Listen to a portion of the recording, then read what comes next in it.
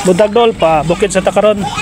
Kanina siya dol nagbugha kong mga kaubanan og kahoy tungod kay preparation sa Thanksgiving sa Church of Christ. Pag-adlaw na dol kay Thanksgiving na. So mao na among gibuhat dre. Kung mga kaubanan ako sa gibidyo ng mga bata nagkatkat nasa may reservoir ako sa gibidyo. Og kaubanan sab na ako nagihaw og baka. So baka among ihaw dre dol.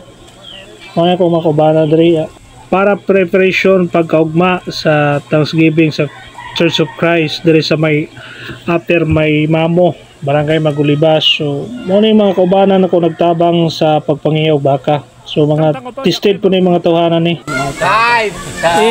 Kaya tang ko mo lowa to man kuan. Kanyo mo kat kabila to maapo. Mga ka mo na konsensya. Kaya.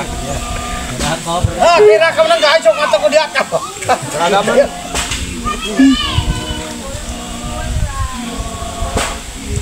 Kani nga time dol murag dugay-dugay pod ilang kumbati og limpyo aning baka kay medyo dako po ning bakahan ni nya pipila na pod sila naglimpyo. Medyo dugay-dugay dol pagkahuman ana dol. Pagkahuman og limpyo dol so gutom naman kayo nanyud to sa mga tropa ani nga time so hapon namang yod bago na human ang kumbati og limpyo anang baka then magyud makaya sa tiyan nagyod gutom na kayo mo na mong sa mi bago proceed na po balik sa trabaho tong baka.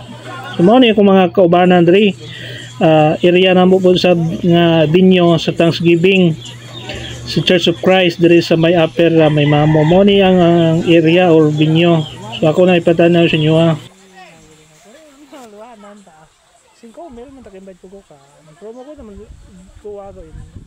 Bakit tayo tingon na?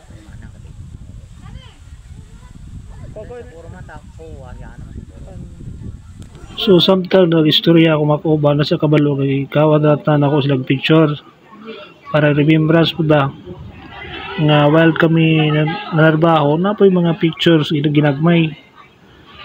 Maray sila makumangkon niya ako ang ipicturan kay murag tugnaw ang mga bata nagdula sa kabalo kay po isa